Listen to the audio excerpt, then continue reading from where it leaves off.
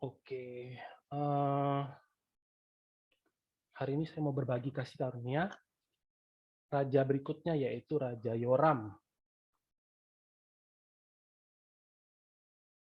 Teman-teman yang punya Alkitab, kita akan banyak lihat Alkitab, terutama di dua Raja-Raja 8. Di dua Raja-Raja 8 dulu ya, kalau misalnya teman-teman lagi pegang Alkitab, itu boleh dibuka. Dua Raja-Raja 8. Oke, kita lagi belajar buku 4, buku seri Sejarah Penebusan. Judulnya Pemeliharaan yang Misterius dan Ajaib. Subjudulnya Silsilah Yesus Kristus periode kedua sejarah raja-raja. Buku keempat. Bukan tanya kedesak suara.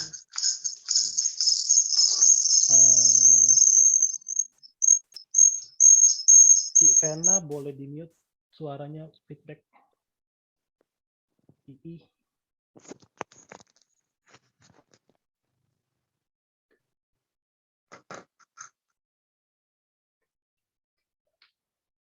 Nah, di setiap buku yang ditulis oleh Pendeta Abraham Pak, itu temanya satu, Ulangan 32 ayat 7. Ingatlah kepada zaman dahulu kala, perhatikanlah tahun-tahun keturunan yang lalu, tanyakanlah kepada ayahmu, maka ia akan memberitahukannya kepadamu, kepada para tua-tuamu, maka mereka akan mengatakannya kepadamu. Nah, ini tema yang selalu ada di tiap buku. Kita tahu kalau disuruh ingat kepada zaman dahulu kala, perhatikanlah tahun-tahun keturunan yang lalu, itu berarti kita disuruh memperhatikan silsilah. Karena di dalam silsilah itu terdapat tahun-tahun. Nah, jadi kita lagi bahas buku 4 ini silsilah Yesus. Khususnya kalau teman-teman lihat di Matius 1 ayat 8, itu yang Asa memperanakan Yosafat, Yosafat memperanakan Yoram. Yoram memperanakan Uzia. Nah, ini dalam silsilah Yesus Yoram. Nah, Raja Yoram ini yang kita akan bahas. Nah, Yoram berarti sejauh ini kita udah lihat 4 raja setelah kerajaan Salomo itu pecah. Rehabeam, kita udah lihat Abia juga, Asa juga, sama minggu lalu kita belajar tentang Yosafat kan. Nah, sekarang kita akan bahas tentang Yoram. Nah, hari ini kita akan batasin dulu. Yoram itu berdasarkan tahun-tahunnya, cakupan periode pembahasan Yoram itu dari mana sampai mana. Nah, jadi di 2 Raja-Raja 8 ayat 17, jadi kisah Yoram itu dicatat di 2 Raja-Raja 8 ayat 16. Nah, di ayat 17 ditulis, ia berumur 32 tahun pada waktu ia menjadi raja dan 8 tahun lamanya ia memerintah di Yerusalem. Nah, waktu dia naik tahta, waktu dia berumur 32 tahun, itu bertepatan dengan tahun 847 sebelum Masehi. Dia memerintah selama 8 tahun. Itu berarti dia memerintah sampai 840 SM. Nah, ini rentang tahun pemerintahan dia dari 847 sampai 840. Bersamaan dengan dia memerintah di kerajaan utara, itu juga ada satu raja yang namanya sama seperti dia, namanya juga Yoram. Makanya mungkin kalau teman-teman baca Alkitab, kalau yang nggak begitu mengerti timelinenya, kita bisa bingung, kok Yoramnya kok berubah-ubah. Ternyata namanya sama, memerintah bersamaan, dan selesainya pun bersamaan, sama-sama di tahun 840. Yoram bin Ahaz, ya anaknya Ahaz. Nah, dari umurnya Yoram, kita bisa tahu tahun kelahirannya. Kalau di tahun 847 itu umurnya 32 tahun, berarti mundur 32 tahun, itu tahun kelahiran dia. Nah, hari ini kita akan bahas kehidupan Yoram mulai dari 879 sampai 840. Kita akan lihat yang ini dulu. Setelah menjadi raja, yaitu setelah tahun 847.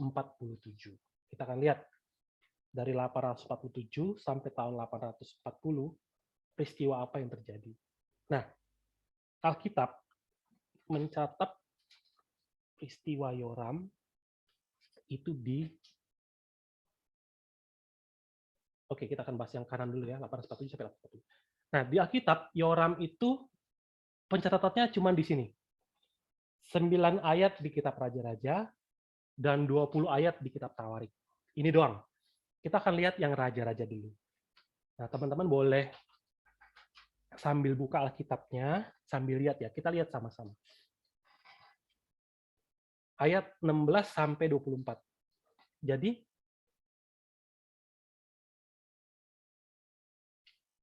ayat 16 dan 17 itu bicara tentang waktu pengangkatan Yoram. Dalam tahun kelima zaman Yoram, anak Ahab, Raja Israel, pada waktu itu Yosafat adalah Raja Yehuda. Yoram, anak Yosafat, Raja Yehuda menjadi raja. Ia berumur 32 tahun pada waktu ia menjadi raja, dan 8 tahun lamanya ia memerintah di Yerusalem. Ini kan pencatatannya kan? Nah, jadi dari ayat 16 sampai 17 itu cuma bicara tentang pengangkatan, waktu pengangkatan. Kemudian ayat 18 sampai 19 itu adalah penilaian Allah terhadap Raja Yoram. Saya baca ini ya. Ia hidup menurut kelakuan raja-raja Israel seperti yang dilakukan keluarga Ahab. Sebab yang menjadi istrinya adalah anak Ahab. Ia melakukan apa yang jahat di mata Tuhan. Namun demikian Tuhan tidak mau memusnahkan Yehuda oleh karena Daud hambanya. Sesuai dengan yang dijanjikannya kepada Daud, bahwa ia hendak memberikan keturunan kepadanya dan kepada anak-anaknya untuk selama-lamanya. Ini 18-19 penilaian Allah. 20-22 ini cerita tentang pemberontakan. Pada zamannya memberontaklah Edom dan melepaskan diri dari kekuasaan Yehuda, dan mereka mengangkat seorang raja atas mereka sendiri. Maka majulah Yoram ke Zair bersama-sama dengan seluruh keretanya. Pada waktu malam bangunlah ia, lalu bersama-sama dengan para panglima pasukan kereta, ia menerobos barisan orang Edom yang mengepung dia. Tetapi rakyatnya melarikan diri pulang ke kemahnya. Demikianlah Edom memberontak dan terlepas dari kekuasaan Yehuda sampai sekarang ini. Lalu Libna pun memberontak pada masa itu juga. Kemudian ayat 23-24 itu mencatat akhir hidup dari Yoram. Selebihnya dari riwayat Yoram dan segala yang dilakukannya, bukankah semuanya itu tertulis dalam kitab sejarah Raja-Raja Yehuda? Kemudian Yoram mendapat perhentian bersama-sama dengan nenek moyangnya, dan ia dikuburkan di samping nenek moyangnya di kota Daud. Maka Ahazia anaknya menjadi raja menggantikan dia. Nah ini, jadi kisah Yoram itu dicatat di 2 Raja-Raja 8 sampai 16-24, itu ceritanya cuma ini. Waktu diangkat, penilaian Allah bagaimana, terjadi pemberontakan, akhir hidup. Hanya itu. Sekarang kita pindah ke kitab Tawarik. Kitab Tawarik mencatat dari ayat 1 sampai ayat 20. Saya akan baca yang 1 sampai 3 dulu ya.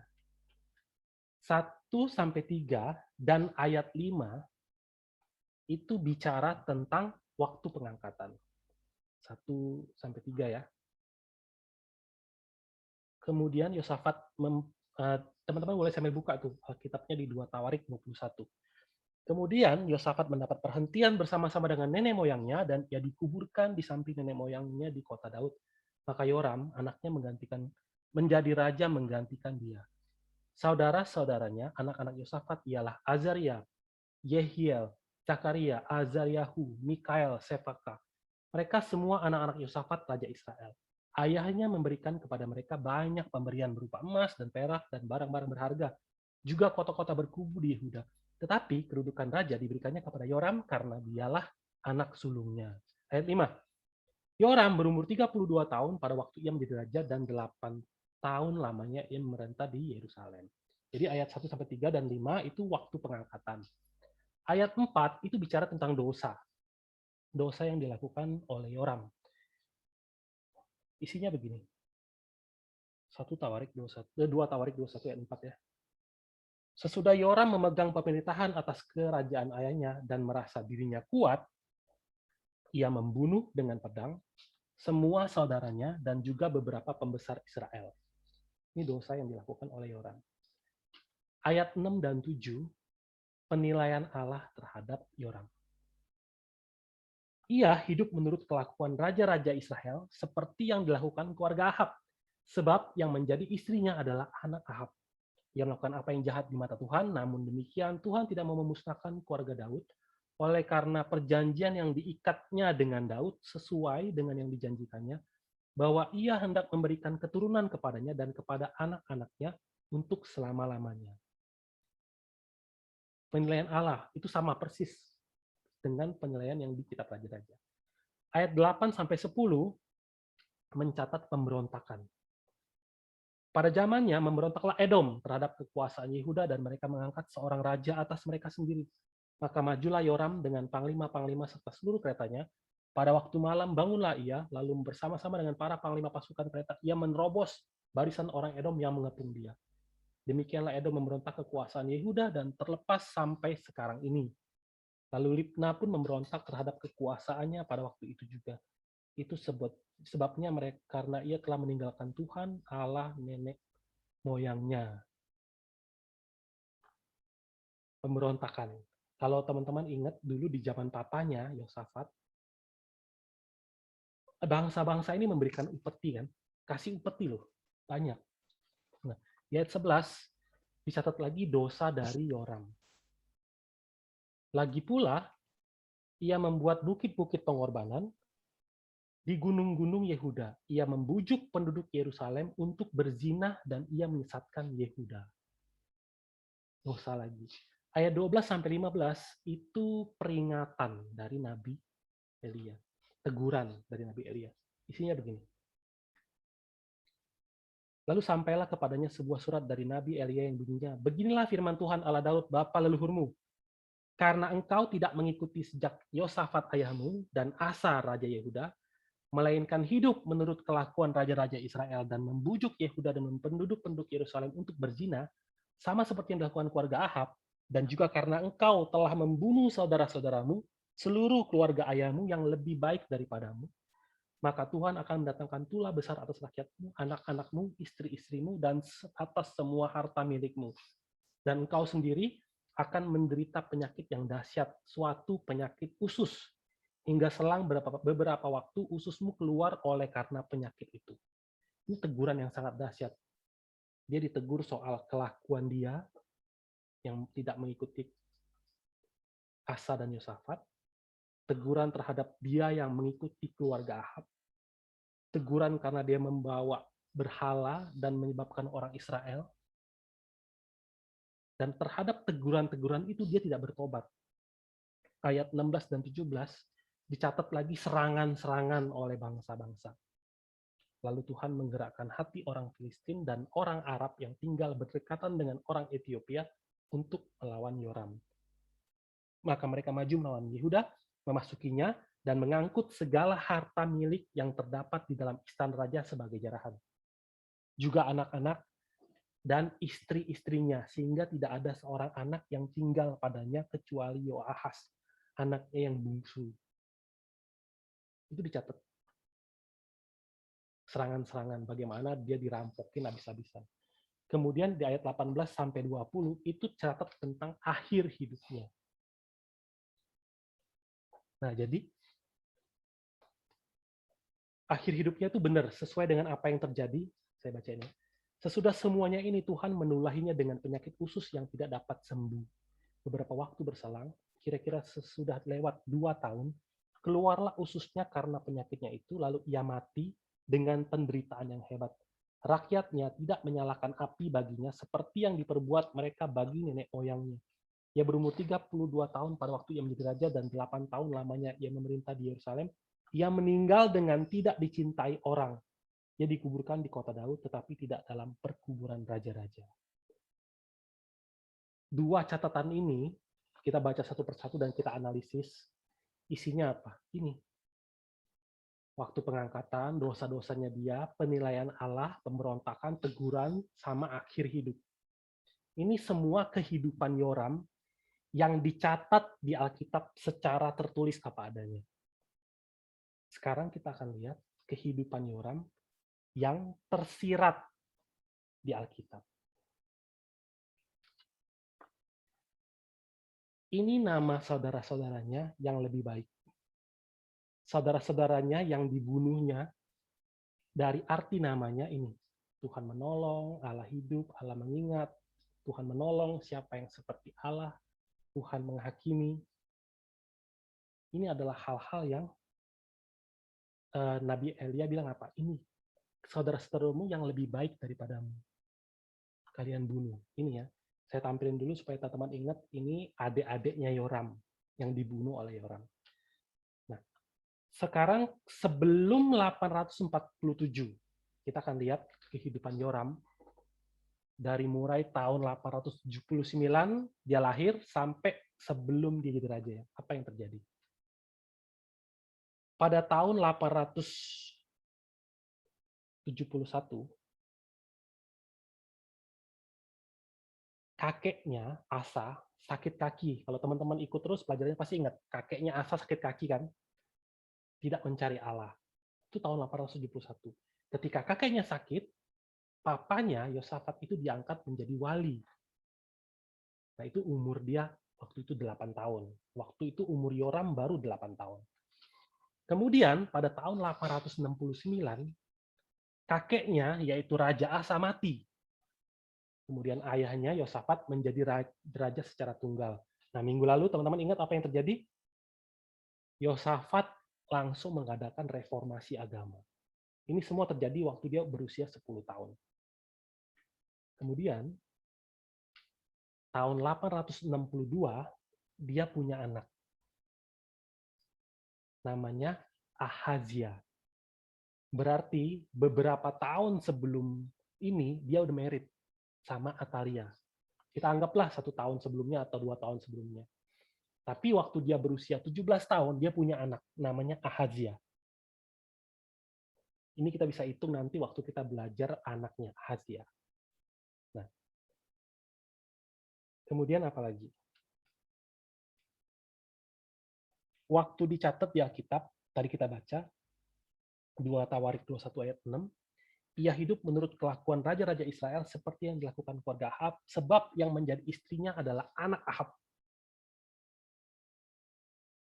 Kesalahan terbesar Yosafat itu nikahin Yoram sama Atalia. Jalur penyembahan berhala masuk kan? Nah, ini di sini. Nah, kemudian tahun 853, apa yang terjadi? Yosafat pergi perang. Papanya nih pergi perang sama siapa? Sama mertuanya. Yang ingat gak teman-teman minggu lalu yang Ahab bilang, ayolah temenin aku perang. Terus Yosafat bilang, ada nabi nggak ya? Tanya nabi dulu deh. Nabi Mika ngomong, Ahab akan mati. Nah, kalau teman-teman ingat, ini kejadian di sini. Waktu itu umur Yoram 26 tahun. Nah, sebelum papanya pergi, dia angkat Yoram menjadi wali raja.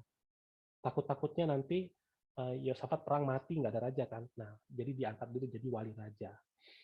Perang ini apa yang terjadi? Waktu umur 26 tahun, mertuanya yaitu Ahab mati. Nah, ketika papanya hampir mati pulang, yang terjadi apa? Reformasi agama. Reformasi agama besar-besaran. Sampai apa? Sampai Raja Yosafat sendiri turun gunung. Keliling, ngajarin. Bikin hakim-hakim, memperbaiki sistem perundang-undangan, ngajarin Alkitab ke orang-orang. Ini minggu lalu kita bahas semua. Ini semua yang terjadi. Ahab mati kenapa? Karena dipanah oleh orang yang asal-asalan kan? Kalau teman-teman ingat. Nah, jadi atas setelah dia perang pulang kalah, dia kan ditegur sama Nabi. Emangnya sepatutnyakah kamu menolong orang yang membenci Tuhan? Gara-gara ini makanya kamu dikutuk. Oh, oleh karena itu habis dari situ dia langsung melakukan reformasi agama yang kedua. Waktu dia melakukan reformasi agama yang kedua, Yoram dan Atalia ada di situ. 862 itu sampai 853 itu 9 tahun sudah berlalu. Jadi Atalia itu sudah hidup minimal 9 tahun. Kalau ngitung kehamilannya berarti 10 tahun.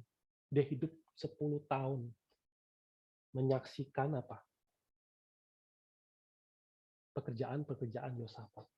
Kemudian di tahun 847, Yosafat mati. Dia dilantik jadi raja. Ketika dia dilantik jadi raja, setelah dia merasa dirinya kuat,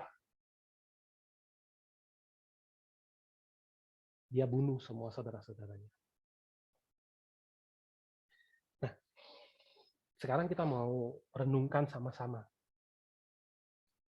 Dari tadi kita cuma bahas hal yang tertulis di dalam Alkitab sama hal yang tersirat di dalam Alkitab. Yoram dan Atalia adalah saksi mata, saksi hidup reformasi agama. Semasa hidupnya, Yoram itu telah menyaksikan 2 kali reformasi agama. 2 kali. Dia lihat bagaimana Allahnya mengajarin firman, memulai reformasi agama, ngajarin firman ke rakyat kan. Dia lihat Yosafat tuh berjuang dengan sangat keras untuk membawa Yehuda berpaling dan menghadap kembali kepada Allah. Namun, walaupun Yoram dan Atalia adalah saksi mata pergerakan final, walaupun mereka berada di tengah-tengah proses pergerakan reformasi agama, walaupun mereka berada di tempat yang terdekat dengan apa? Tokoh utama. Jadi ya, kalau kita lihat ya, Yoram dan Atalia tuh benar-benar ada di mana? Di reformasi pertama, mereka ada di dalamnya. Reformasi agama kedua, dia ada di dalamnya. Dan dia ada di samping Yosafat. Tokoh reformasi agama di zaman itu.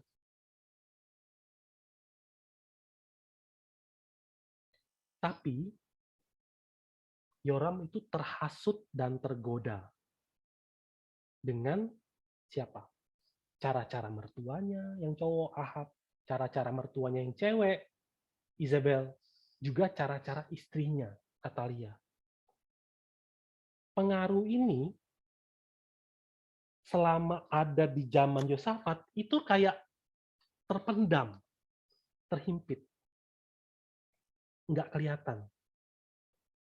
Tapi begitu ayahnya, sang tokoh reformasi agama itu mati, apakah Yoram pernah membayangkan dia bunuh adik-adiknya? Adik kandungnya loh. Dia bunuh semuanya. Yoram itu, arti namanya tuh dari bahasa Ibrani Yehoram. Yehoram itu Yehova, yaitu Tuhan. Ram itu artinya meninggikan atau agung. Jadi arti nama Yoram itu Tuhan agung atau Tuhan terhormat atau Tuhan tinggi gitu, di posisi yang tinggi. Nah, adik-adiknya itu hidup sesuai dengan arti nama mereka. Makanya Elia bilang, adik-adik kamu itu lebih baik daripada kamu. Tapi Yoram tidak. Untuk mengamankan kekuasaannya, dia bunuh saudara-saudaranya. Juga pembesar-pembesar yang mendukung saudara-saudaranya itu dibunuh semua. Ini mungkin ada hubungannya dengan apa? Praktek penyembahan berhala. Mungkin saudara-saudaranya itu vokal. Kamu nggak boleh begitu. Akhirnya apa? Dibunuhlah sama Yoram. Kalau Yoram itu hidup sesuai dengan arti namanya, yaitu hidup sambil meninggikan Allah, menganggap Allah itu agung, nggak akan pernah bisa bunuh adik-adiknya. Jadi yang dia tinggikan apa? Yang dia tinggikan itu tahta raja, kekuasaannya sebagai raja. Kekuasaan sebagai raja itu lebih tinggi dibandingkan nyawa adik-adiknya. Nah ini kita jadi bikin ya, kita merenung. Yang kita tinggikan tuh hari ini apa? Yang kita tinggikan. Apakah harta, apakah jabatan, apakah nama baik, apakah harga diri. Jadi pencatatan kehidupan Yoram ini peringatan yang berat buat kita. Lewat perbuatan-perbuatan kita sehari-hari itu kelihatan kok apa yang sebenarnya kita tinggikan. Mau kita sembunyi di balik topeng berlapis-lapis. Ketika hati nurani kita dibuka Tuhan lewat firman, itu hati akan jerit. Nah, Yoram ini dan Atalia itu orang yang berada di tempat yang sangat dekat dengan pergerakan iman. Kita lihat beberapa contoh lain di Alkitab, orang yang hidup, ini tadi saya lupa pencet ya, orang-orang yang hidup sangat dekat dengan firman. Kita lihat satu contoh dulu. Pertama, Nuh. Keluarga besar Nuh ya, keluarga besar Nuh. Kalau dilihat di Alkitab, kejadian ini semua ada di buku 1 sih. Kejadian 5 ayat 30. Lamek masih hidup 595 tahun setelah ia memperanakan Nuh. Dan ia memperanakan anak-anak lelaki dan perempuan. Jadi Nuh itu punya adik. Adik cowok dan adik cewek. Nggak disebutin berapa. Nuh itu juga punya paman. Nah, ayat 26 ya, itu paman-pamannya Nuh. Metusala tuh kakeknya Nuh ya. Nah, Metusala masih hidup 782 tahun setelah ia memperanakan Lamek. Dan ia memperanakan anak-anak lelaki dan perempuan. Nah, Lamek itu papanya Nuh. Lamek itu banyak adik. Ada anak-anak lelaki dan perempuan. Jadi dia punya paman. Nuh itu punya paman, punya bibi. Tanti, aunti ya, punya. Macam-macam. Keluarga besar Nuh itu berpikir bahwa bagaimana? Pola pikir mereka gimana? Mereka berpikir bahwa mereka itu telah percaya dengan baik. Mereka pikir mereka telah mendapat pewarisan iman yang baik. Mereka berpikir bahwa mereka itu telah berdiri di posisi keselamatan. Keselamatan. Kenapa? Karena mereka keturunan Set yang memiliki firman. Bukan keturunan Kain loh, keturunan Set yang punya firman. Nah, tapi meski mereka dekat sekali dengan Nuh, mereka bisa lihat Nuh, bisa mendengar Nuh ngomong apa, juga bisa dengar dari orang-orang lain, Nuh itu lagi ngapain. Tapi, apa yang mereka lakukan? Mereka tahu, Metusala itu kakek mereka, Metusala, artinya apa? Kalau Metusala itu artinya kalau dia mati, akhir zaman datang. Mereka tahu fakta itu. Oh, Metusala. Kenapa nama kakek akhir zaman? Ya, karena kalau dia mati, akhir zaman. Apakah mereka percaya? Mereka percaya. Tapi sampai tingkatan tertentu. Mereka percaya bahwa apa? Kalau kakeknya mati, akhir zaman. Hanya sampai situ. Tapi tidak sepercaya sampai kayak Nuh. Artinya apa? Nggak sepercaya sampai mau fokus bangun bahtera. Sekali lagi ya, mereka percaya. Tapi nggak sepercaya itu sampai mereka mau fokus seperti Nuh bangun bahtera. Bangun lo ya. Bahkan jangankan itu. Percaya sampai mau masuk ke bahtera pun nggak ada. Jangankan bangun lo, mau masuk aja nggak ada. Dari mana kita bisa bilang begitu? Sewaktu air bah mau datang, Tuhan bilang apa? Masuklah ke dalam bahtera. Seminggu lagi aku akan menghakimi dunia dengan air bah. Jadi kamu mau masuk ke binatang-binatang. Tuhan kan bilang perintah begitu kan? Memangnya di seminggu terakhir ketika Allah bilang ya udah bawa masuk binatang-binatang, Nuhnya langsung, oke Tuhan, binatang-binatang ya, oke. Binatang-binatang masuk. Sementara yang lain yang nggak mau masuk ya nggak mampu saja semua kena air bah. Paman-paman, adik-adik yang nggak mau masuk, mampus saya semua gitu. Apakah seperti itu? Cuman ngurusin binatang suruh masuk gitu. Oh, binatang masuk. Bagaimana hati Nuh di seminggu terakhir itu? Dia udah dengar loh, minggu depan air bah datang, kata Tuhan. Di zaman Nuh itu iman disebarkan. Pengajaran itu diberikan. Tapi ditolak. Kenapa? Karena adik-adiknya, paman-pamannya, itu semua ngerasa sudah dalam keselamatan. Kenapa? Karena mereka merasa mereka udah punya pengajaran, udah punya pengertian. Kamu ngapain sih bilang harus masuk ke kapal biar selamat? Beneran Tuhan bilang akan hukum dengan air bah. Jangan bilang begitulah. Kalau nggak masuk kapal bakal mati. Emangnya kamu siapa? Jangan menghujat Allah. Kami juga keturunan Adam, keturunan Set. Metusala juga kakek kami. Henok yang diubah itu juga kakek kami. Jangan begitu. Jadi gimana? Paman-pamannya dan adik-adiknya itu, mereka mengukur diri sendiri dengan ukuran yang mereka buat sendiri. Ada yang bisa bantu baca nggak? 2 Korintus 10 ayat 12.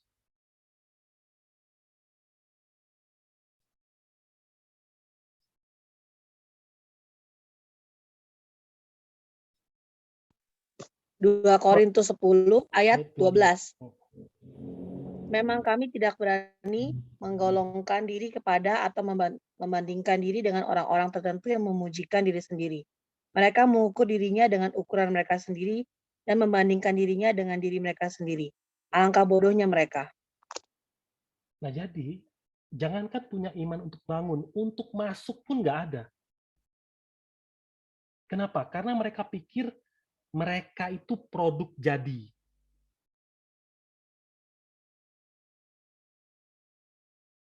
Mereka itu produk jadi.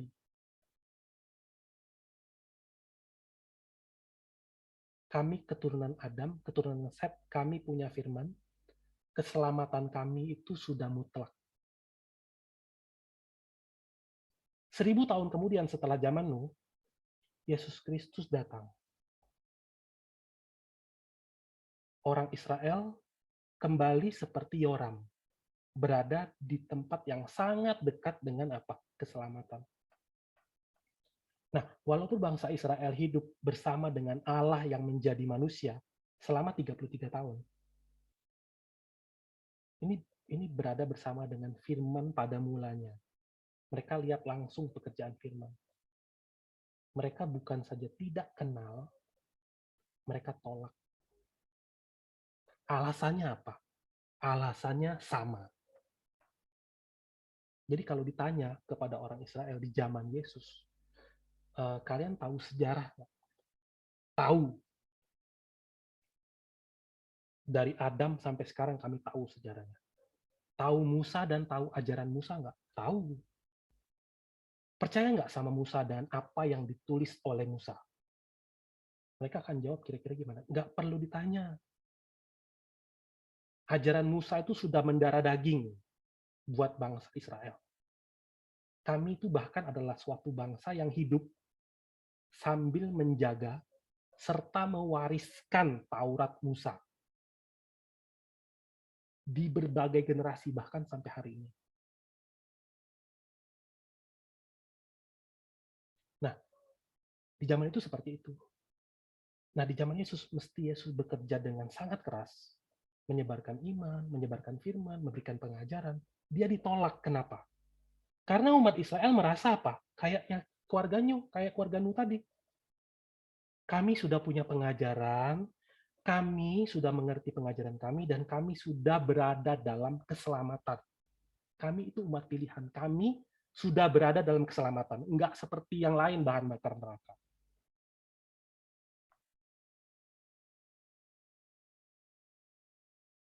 Jadi jangan bilang, kalau nggak lewat kamu, Yesus, nggak akan ada yang selamat. Jangan begitu.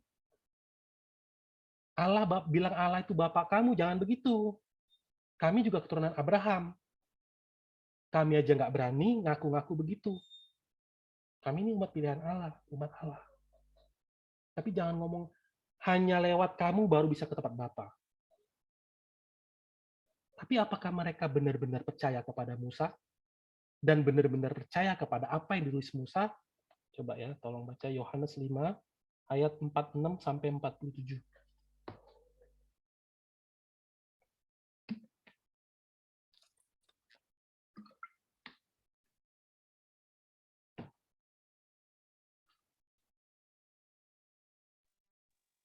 Yohanes 5 ayat 46-47.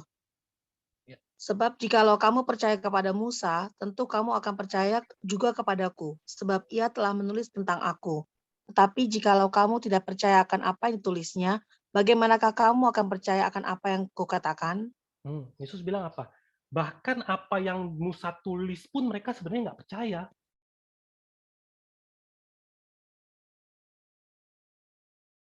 Ini kayak suatu hal yang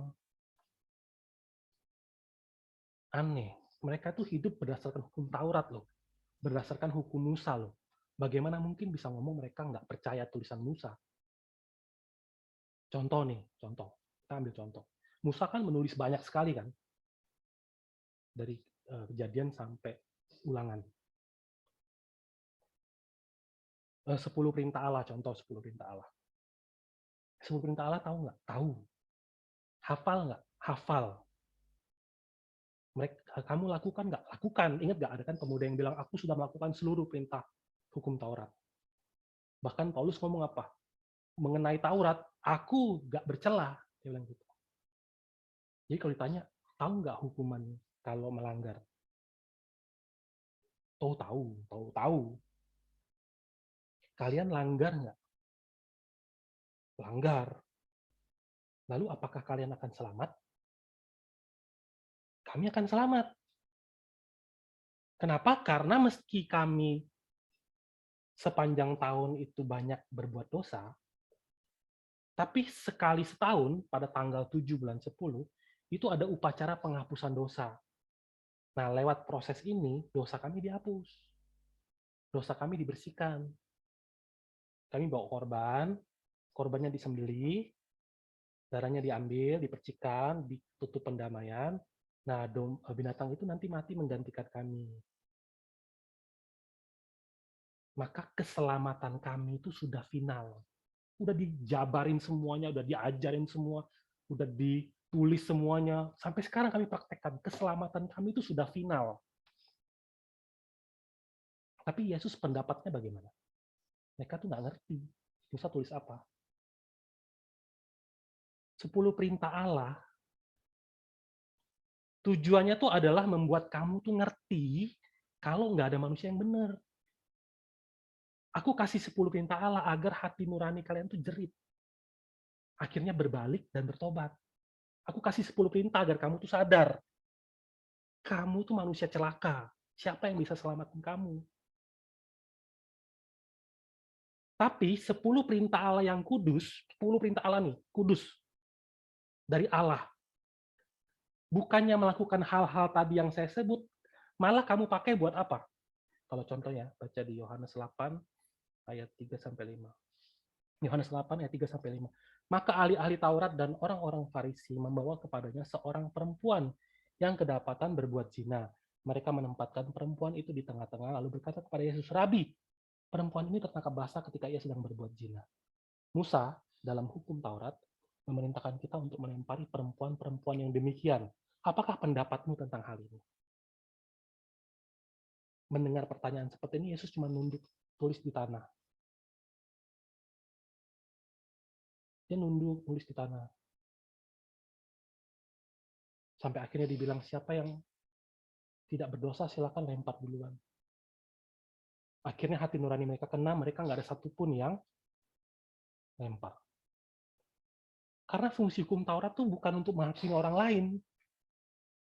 Mendengar pertanyaan seperti ini dalam hati Yesus gimana? Apakah kamu mengerti? Hati Musa waktu dia pecahin 2 loh batu di bawah kaki Gunung Sinai, waktu dia turun, dia lihat umat itu berdosa, lagi menyembah patung lembu emas sambil berzina. Kalian tahu nggak hati Musa waktu dia pecahin batu itu? Terus dia naik lagi ke atas, doa 40 hari, 40 malam, demi apa? Pengampunan. Tapi lihatlah wujud kalian sekarang. Tidak saja kalian menghukum dan menghakimi perempuan ini, bahkan kalian pakai untuk apa? ngetes aku, nguji aku. Lalu kapan kalian bisa sadar bahwa kamu itu buta, miskin, tuli, lumpuh? Kalau kalian nggak pakai 10 perintah untuk melakukan introspeksi diri, kamu nggak akan pernah tahu kamu itu buta, lumpuh, tuli. Kayak khotbah Musanim kan, 38 tahun lumpuh di pinggir kolam Bethesda. Maka kapan di dalam hidupmu kamu akan mulai menantikan kasih karunia? Nggak akan bisa. Siapa akhirnya yang ngerti ini? Semua hal ini bisa dimengerti kapan? Roma 7, coba baca deh. Roma 7 ayat 7. Ada yang bisa bantu baca Roma 7 ayat 7?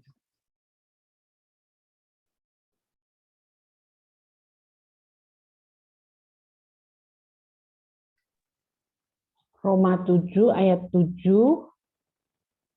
Jika demikian, apakah yang hendak kita katakan?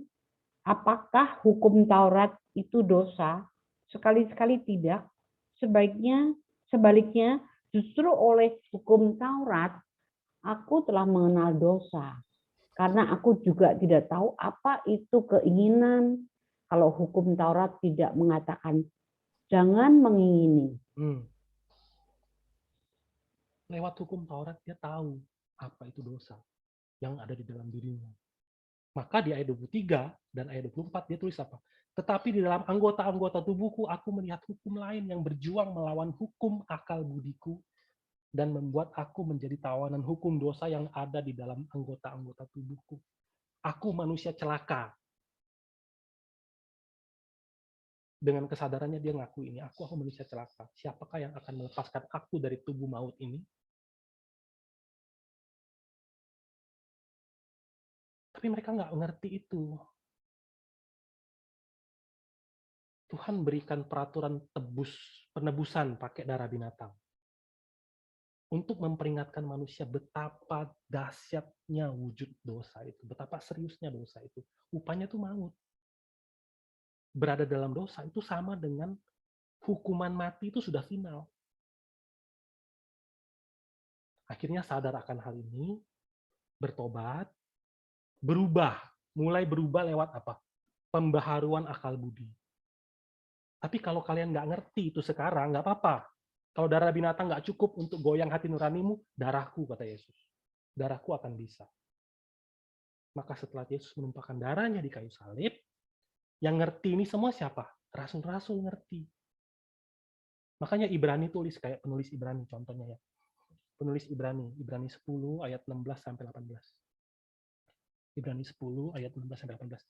Sebab setelah ia berfirman, inilah perjanjian yang akan kuadakan dengan mereka sesudah waktu itu.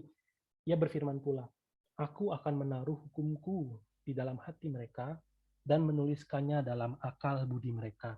Dan aku tidak lagi mengingat dosa-dosa dan kesalahan mereka. Jadi apabila untuk semuanya itu ada pengampunan, tidak perlu lagi dipersembahkan korban karena dosa. Sadar, Yesus bilang, sadar. 1 Petrus 1 ayat 19. Melainkan dengan darah yang mahal, yaitu darah Kristus yang sama dengan darah anak domba yang tak bernoda dan tak bercacat. Rasul-rasul yang selama ini menjalani hukum Taurat dalam kehidupan mereka, akhirnya ngerti. Contoh lagi, Roma 12 ayat 2. Roma 12 ayat 2. Janganlah kamu menjadi serupa dengan dunia ini, tetapi berubahlah oleh pembaharuan budimu, sehingga kamu dapat membedakan manakah kehendak Allah, apa yang baik, yang berkenan kepada Allah, dan yang sempurna. Tapi bagi orang Israel di zaman itu, di zaman Yesus, mereka mengukur diri mereka dengan ukuran mereka sendiri. Persis seperti di zaman Nuh. Mereka menganggap apa? Mereka itu produk jadi. Makanya Yesus katakan di Yohanes 5 ayat 46-47, mereka tuh nggak percaya kepada Musa. Mereka tuh nggak ngerti Musa tulis apa. Bagaimana mereka bisa ngerti aku, dan bagaimana mereka bisa percaya aku. Sekarang lompat 2000 tahun setelah zaman Yesus. zaman kita sekarang. Lewat iman rasul-rasul dan pengabdian gereja mula-mula, Injil Yesus Kristus itu sudah disebarkan di seluruh dunia. Sambil terus disebarkan sampai hari ini. Sudah sampai Indonesia. Makanya komunitas Kristen itu banyak sekali di Indonesia.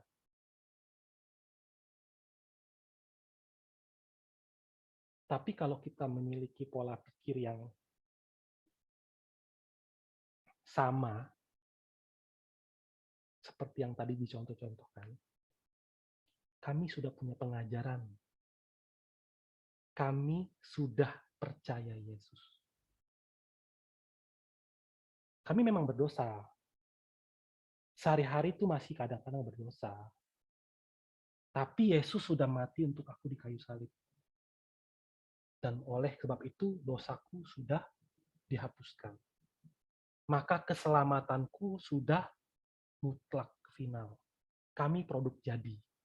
Maka apa yang terjadi? Ketika seorang merasa dirinya produk jadi, maka kehidupannya tidak lagi menantikan kasih karunia. Itu sama kayak menyamakan Yesus sama vaksin sekali pakai suntik bisa dibuang. Tahu kan orang vaksin, ambil, suntik, buang. Udah. Tapi Nuh apakah seperti Nuh? Nuh seperti itu? Coba baca deh. Kejadian 6 ayat 8. Ada yang bisa bantu baca? Kejadian 6 ayat 8.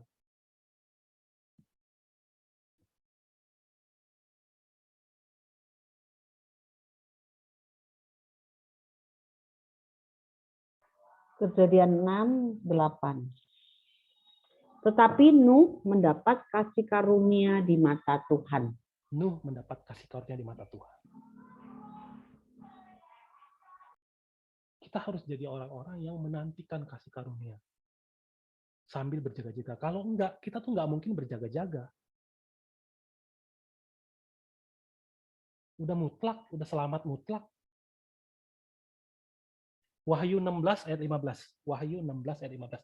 Lihatlah, aku datang seperti pencuri. Berbahagialah dia yang berjaga-jaga dan yang memperhatikan pakaiannya. Supaya ia jangan berjalan dengan telanjang dan jangan kelihatan kemaluannya. Wahyu aja peringatin.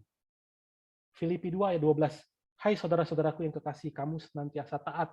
Karena itu tetaplah kerjakan keselamatanmu dengan takut dan gentar. Bukan saja sewaktu aku masih hadir, tetapi terlebih pula sekarang waktu aku tidak hadir. Lewat kasih karunia, kita tuh jadi orang-orang yang percaya Yesus hari ini. Amin, kasih karunia. Tapi kalau kita nganggap diri kita produk jadi, nggak akan mau lagi diproses. Nggak akan kepikiran untuk mau diproses. Jadi kalau sudah begitu, anggap firman buat siapa? Anggap firman, anggap Alkitab, anggap pelajaran Alkitab itu buat siapa? Buat orang lain. Orang-orang yang bukan Kristen tuh, belajar tuh. Makanya kita nginjil. Manusia lupa apa? Dirinya sendiri itu target penginjilan utama Yesus. Nah, seperti contoh-contoh di atas, banyak orang yang berada sangat dekat dengan firman. Sangat dekat dengan pekerjaan reformasi agama. Bahkan hari ini, lewat seri Sejarah Penebusan, yang ditulis oleh Pendeta Abraham Pak, itu tuh jadi suatu karya yang sangat fenomenal sekarang. Diterjemahkan ke banyak bahasa, bahkan ke bahasa Ibrani juga. Dan katanya orang-orang tuh banyak, yang baca tuh banyak mendapat kasih karunia.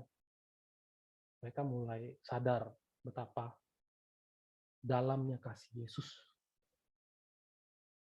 Nah, lewat kasih karunia yang sama, 10 tahun yang lalu, firman Sejarah Penebusan sampai kepada saya. Dan lewat kasih karunia yang sama, sekarang sampai ke teman-teman. Makanya tidak berlebihan kalau kita bilang, kita itu sekarang ini ya adalah orang-orang yang menjadi saksi pergerakan firman. Khususnya firman Sejarah Penebusan.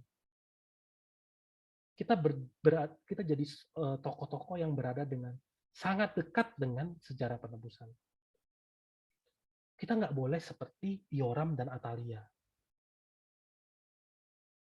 Kita harus periksa hati kita. Kayak Allah kasih perintah kepada Adam kan, pelihara Taman Eden. Jaga dan pelihara Taman Eden. Kita harus cek hati kita.